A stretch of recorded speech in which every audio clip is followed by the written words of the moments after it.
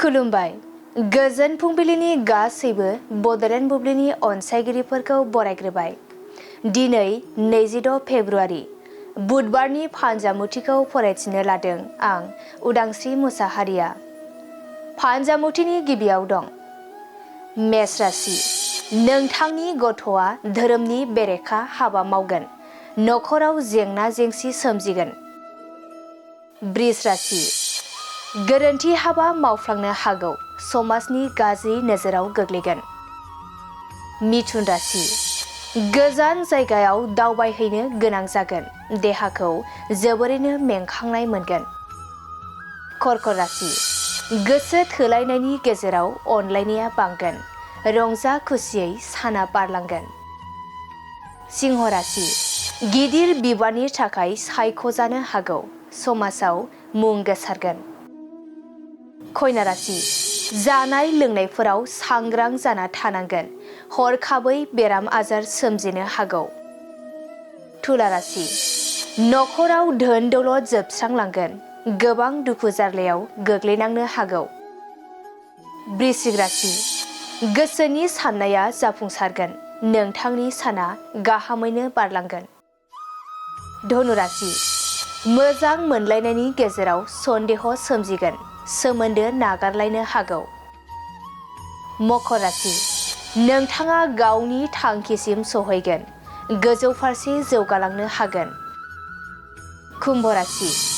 नोंथांनि मावनो लानाय बिबाना बांनायनिफ्राय बांगोन, दसे समबो जिरायना थानो मोननाय नङा। मीन राशि। गोब्राब नाजानायनि गेजेरजों जौगासारनो हागोन, नखराव खुसिजों साग्लोबसारगोन। दिनै सानसेनि राशि फरायथिनायाबो एसेनोसै। आसा खालामो नोंथांनि दिनैनि साना मोजाङै मोजां थांगोन, बेखौ बड'लेण्ड बुब्लि नखरनिफ्राय मिजिंथिबाय। गोजोन्थों।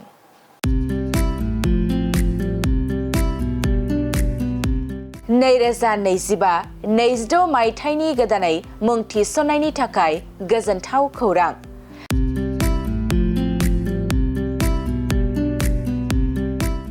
क'क्राझार सहरनि साखाथियाव थानाय थिथागुरि मानास पाब्लिक स्कुला गुन गोनां सोलोंथाइ बोसोरनि नार्सारिनिफ्राय थाखो 9 सिम फरायसा फरायसुलिफोरनि गोदानै मुं थिसननायनि खाबुफोर होगासिनो दं।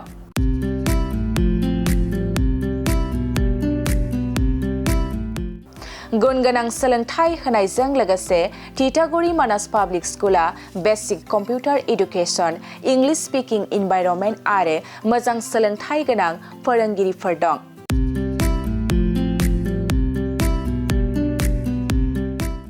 आरो फरायसा फरायसुलिफोरनि थाखाय सोलोंथाइ लानायजों लोगोसे यगानि खाबुबो दं। लोगोसे मोजां सुबिदा जानाय बादि हिन्जावसा आरो हौवासाफोरनि थाखाय हस्टेल थानायनिबो खाबु दं।